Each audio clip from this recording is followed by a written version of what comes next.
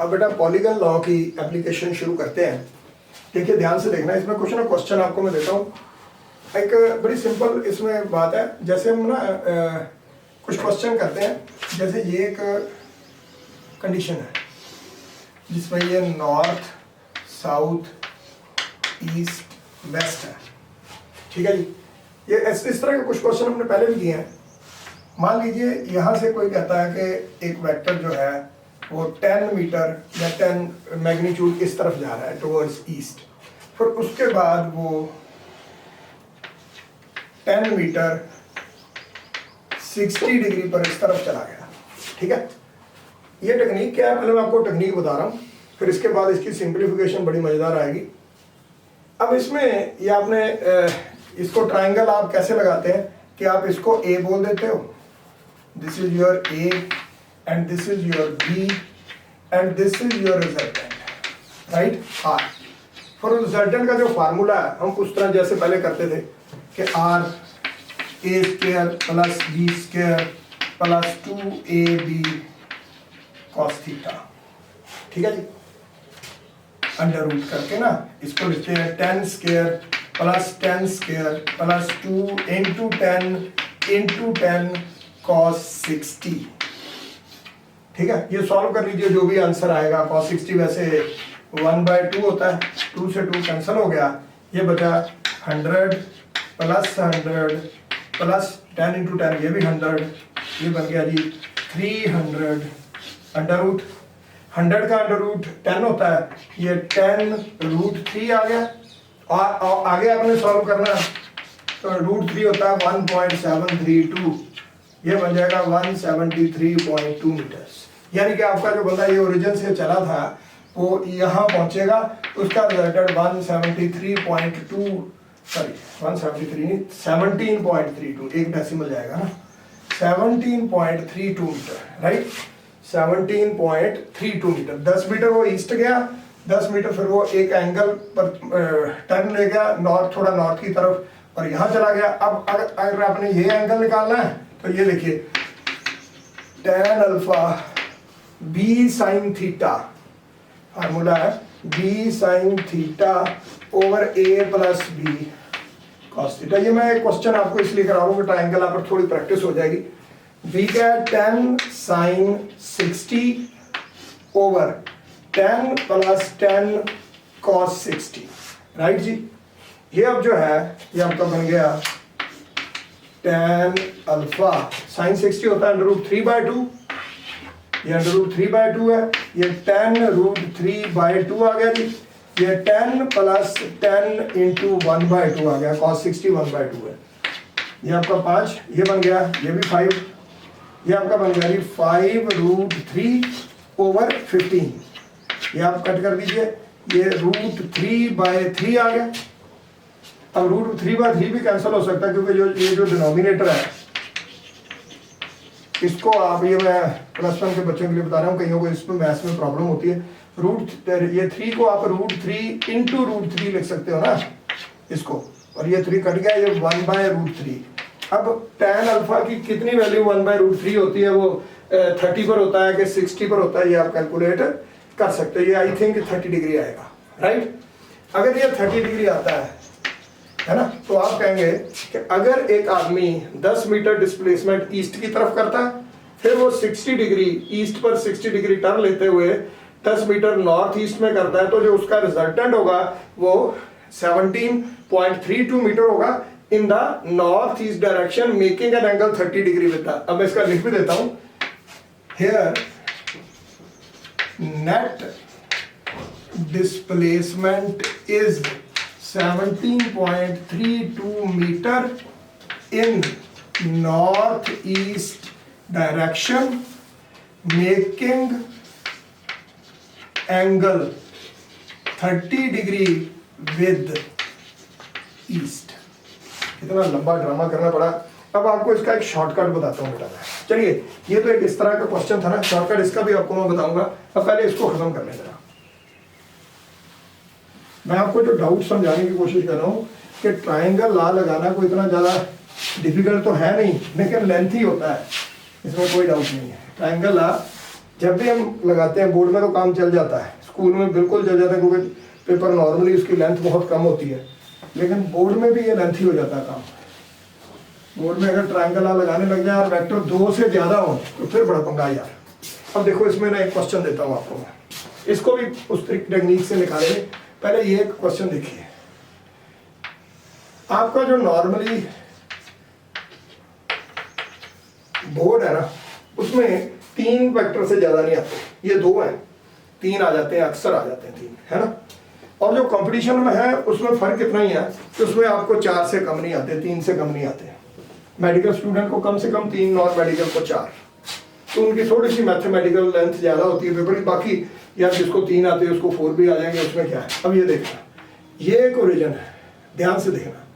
यहाँ से एक आदमी 100 मीटर वेस्ट जा रहा है, he travels 100 meter west, then he goes straight up by again 100 meter, फिर वो 60 डिग्री पर टर्न लेता है, 100 मीटर ये आ गया, फिर वो 100 मीटर इस तरफ आ रहा है, फिर वो 100 मीटर नीचे आ रहा है, ये ईस्ट है, ये 100 मीटर हो गया, राइट। अब ध्यान से देखिए, इसमें 1 2 3 4 5 वेक्टर है, ठीक है जी, 1 2 3 4 5। अब ट्राइंगल आपने लगाना सीख लिया। अब आपको टीचर कहता है, स्कूल में तो ऐसे ही कहा जाता है ना, कि आप इस 100 और इस 100 का पहले ये रिजल्टेंट निकालो, एक बार ट्राइंगल आ लगाओ। अब जो दोनों का रिजल्टेंट आएगा उसका रिजल्टेंट फिर नेक्स्ट वाले से निकालो। ये दूसरा रिजल्टेंट ये आएगा, पहला रिजल्टेंट आपका ये आ गया, दूसरा ये आ गया, फिर इस रिजल्टेंट और इसका ये तीसरा आ गया, फिर इस रिजल्टेंट और इसका रिजल्टेंट ये आ गया। इसका मतलब है आपको इन दोनों के लिए 1 बार, इसके लिए और इसके लिए 2 बार, इसके और इसके लिए 3 बार, 4 बार ट्रायंगल लगाना पड़ा। अगर आप 4 बार ट्रायंगल लगाओगे तो आधे घंटे में एक क्वेश्चन करोगे, है ना। और आपको कंपटीशन में, मैं सीधी बात बताता हूँ बेटा, देखो मेरा बोलने का फार्मूला सीधा, टीचर बड़ी अच्छी अच्छी बातें क्लासों में करते हैं, लेकिन बच्चा कभी भी एक बात नहीं टीचर से पूछता कि सर अगर आपने एक 45 मिनट्स के एक पीरियड में सिर्फ 2 क्वेश्चन सॉल्व किए हैं जो ऐसे को लेंथी है ना।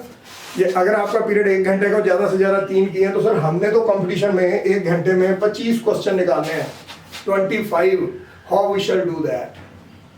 सो बच्चे असली बात जो है वो ये नहीं है कि आप क्वेश्चन निकालते हो, असली है कि आप दूसरे से पहले निकालते हो कि नहीं निकालते। That is the real thing. अब आपको लग रहा होगा यार इसको ट्रायंगल लगाएंगे तो मारे गए। अब मैं आपको एक शॉर्टकट बताता हूँ बेटा, ध्यान से देखना, बड़ा जबरदस्त शॉर्टकट है।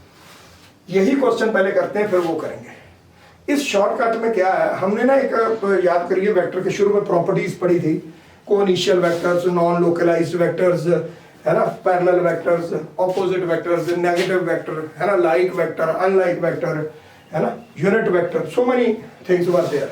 बाकी चीजें तो यूज हो रही है, यूनिट वेक्टर भी यूज हो रहा है, पैरेलल वेक्टर ऐड भी हो रहे हैं, ठीक है, स्लैंटिंग वेक्टर ऐड हो रहे हैं। एक चीज नहीं अभी तक यूज हुई कि हमने जो पढ़ा था को इनिशियल वेक्टर्स, वो प्रॉपर्टी का मीनिंग क्या और यूज कहाँ होती है। ये आप स्कूलों में अगर थोड़ी देर गए हो या फिर आपने किसी और साइट पर भी देखा हो तो आप देखेंगे कि वो यूज करते ही नहीं है इस प्रॉपर्टी को, बच्चे को लिखवा देते हैं, बच्चा भी नहीं पूछता, +1 भी हो जाती है, +2 भी हो जाती है कि उस प्रॉपर्टी का मीनिंग क्या था।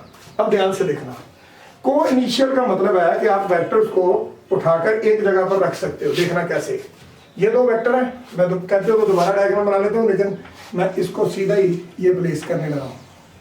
ये देखना बेटा ध्यान से, ये जो क्वेश्चन है इसमें 10 मीटर ईस्ट है, कोई बात नहीं, नॉर्थ साउथ ईस्ट वेस्ट। पहला क्या है 10 meter east, right, 10 meter east. दूसरा वेक्टर यहां से इस तरफ है 10 meter in the north east direction making an angle 60 degree with the east, यानी कि वेक्टर इस तरफ टर्न ले गया।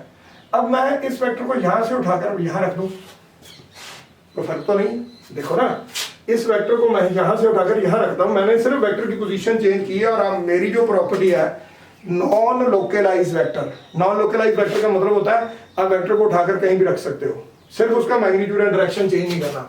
मैंने इसको उठाकर यहां रख दिया, यहां, ये देखो, ठीक है जी, और ये एंगल 60 आ गया। अब बेटा इसको सॉल्व करने के मेरे पास बहुत से तरीके आ गए। पहले मेरे पास एक ही तरीका था, पहले मैं ट्रायंगल आई लगा सकता था। अब देखना, इसको सॉल्व करने के जो मेरे पास मेथड है उसमें एक तो ये है कि मैं इसका एक कंपोनेंट इस तरफ ले लूं। मैंने इसको किया क्या, कहते हो मैं लिख देता हूं। इसको मैंने किया क्या, इस क्वेश्चन को यहां पर मेकिंग देम को इनिशियल थ्रू नॉन लोकलाइजेशन, उसको को इनिशियल कर दिया थ्रू नॉन लोकलाइजेशन। अब देखना, इसका एक कंपोनेंट मैं थोड़ा इधर लिख देता हूं, थ्रू नॉन लोकलाइजेशन। ठीक है, अब देखना इस 10 का इधर कंपोनेंट क्या होगा, 10 cos 60, इसका इधर क्या होगा 10 sin 60। ये खत्म हो गया। cos 60 क्या होता है 1/2, sin 60 क्या होता है √3/2। ये कट के आ गया जी 5√3 और ये कट के आ जाएगा 5। अब देखिए आपके पास बचा क्या, आपके पास बच रहा है ये दो चीजें।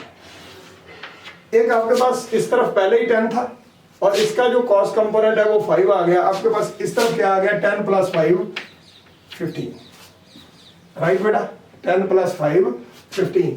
दूसरा आपके पास आ गया ये जैसे 5√3 है ना, इस तरफ आ गया जी 5√3। ये आपका ईस्ट है, ये आपका वेस्ट है। अब आप कहेंगे resultant always lies close to larger vector.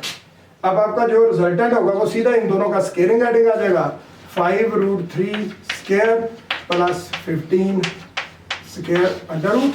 याद है ना, दो वेक्टर परपेंडिकुलर उनका रिजल्टेंट स्केयरिंग एडिंग हो जाता है सीधा, है ना। नहीं तो आप इसको ऐसे भी कर सकते हो, क्योंकि ये छोटा है ये बड़ा है, आप इसको थोड़ा और आगे ले जाकर इसको प्रॉपर शेप में लेते हुए, ये अगर 5√3 है तो इसको भी 5√3 लिख सकते हो। ठीक है जी, इसको 5√3 लिखते हुए, है ना, मैंने base square plus perpendicular square ये निकाल लिया। और ये जो रिजल्टेंट आया उसका जो एंगल अल्फा निकालना है, तो tan अल्फा होता है परपेंडिकुलर ओवर बेस 5√3/15। ये देखिए ये आ गया 3, ये कट के आ जाएगा 1/√3 और अल्फा आ गया 30 डिग्री। ठीक है जी, ये दूसरा मेथड था। पहला तो मैंने बिल्कुल शराफत वाला मेथड के 10 और 10 से 60 डिग्री एंगल लेते हुए मैंने रिजल्टेंट निकाल लिया। ठीक है जी, दूसरा जो मेथड है, मैंने इस वेक्टर को उठाकर ओरिजिन पर रखा, ये पहला मेथड था। ये दूसरा है, इसमें मैंने वेक्टर को उठाकर ओरिजिन पर रखा और उसके जो स्लांटिंग था, जो सीधा था, उसको छोड़ा, उसको नहीं कुछ भी किया, इसकी तरफ रहने दिया। इसके दो कंपोनेंट बना लिए, एक कंपोनेंट 5√3 आ गया, एक कंपोनेंट 5 आ गया। वो 5 10 की तरफ था वो ऐड हो गया। अब इसकी मैंने एक राइट एंगल ट्राइंगल बनाकर सीधा पाइथागोरस लगाकर मैग्नीट्यूड निकाल दिया और एंगल है। अभी भी कुछ टाइम लगा। अब मैं आपको इसका एक छोटा सा मेथड और बताता हूँ, ध्यान से देखना। जब मेरे पास वेक्टर ही दो बचे, ये देखना, ये है shortcut, real shortcut for competition. ये आपके स्कूल में चलेगा, ये भी आपके स्कूल में बहुत बढ़िया चलेगा, लेकिन इस हो सकता है इस जगह आपका टीचर डांस करे कि ये इतना इजी कैसे निकाल दिया लेकिन ये वैलिड है। ये देखिए, यही है ना आपका क्वेश्चन। आपको याद है, अगर दो स्लांटिंग वेक्टर सेम मैग्नीट्यूड के हों तो आपने उनकी एडिशन निकालनी हो, तो याद है पैरेललोग्राम नाम है ये बड़ा डायगोनल। अगर ये भी x है, ये भी x है, ये 10 और ये 10, ये दोनों x हो गए, ये थीटा 60 हो गया। और याद है बड़ा डायगोनल किसके बराबर आता है, r क्या होता है 2x cos θ/2, यही है ना। ये देखो 2 × 10 × cos θ/2 60/2, ये आ गया जी 2 × 10 × cos 60/2 cos 30 होता है √3/2, ये कैंसिल हो गया, ये आ गया जी tan√3। और tan√3 हमने पहले भी कैलकुलेट किया था, वो आ जाएगा 17.32। देखिए एक लाइन में क्वेश्चन हो गया। और आपको याद है, अगर आपका ये और ये वेक्टर सेम हो तो आपका जो रिजल्टेंट है वो एग्जैक्टली इन बिटवीन होता है, एंगल सीधा ही निकल जाएगा। 30 डिग्री। अब ये देखिए इस क्वेश्चन में कितना बड़ा प्रोसीजर लगा। आपने पहले मैग्नीट्यूड निकाला, फिर डायरेक्शन निकाली, इसमें आपने 2 कंपोनेंट बनाए, है ना, फिर उसको आपने फिर 2 वेक्टर बचे एंड में, एक 15 एक 5√3 स्केलिंग एडिंग किया। स्टिल ये मेथड इससे काफी शॉर्टकट था और ये है असली कंपटीशन मेथड। इसमें आप सीधा ही बड़ा डायगोनल 2x cos θ/2 करके निकाल लेते हैं और उसका जो रिजल्टेंट है दोनों के सेंटर में, अगर वो 60 है तो रिजल्टेंट 30 पर आएगा। अभी आपको मैं नेक्स्ट लेक्चर में उसको भी लगाकर दिखाता हूँ ये मेथड कैसे उसको या ये मेथड से करेंगे। ये मेथड तो बगैर लेने वाली बात है नॉर्मली, ठीक है, पर स्कूल में कई बार टीचर इंसिस्ट करते हैं कि ऐसे करो, तो इस करके सीखने आपने दोनों ही है। ये तीसरा method. Thank you very much. अब वो करते हैं नेक्स्ट लेक्चर में आगे।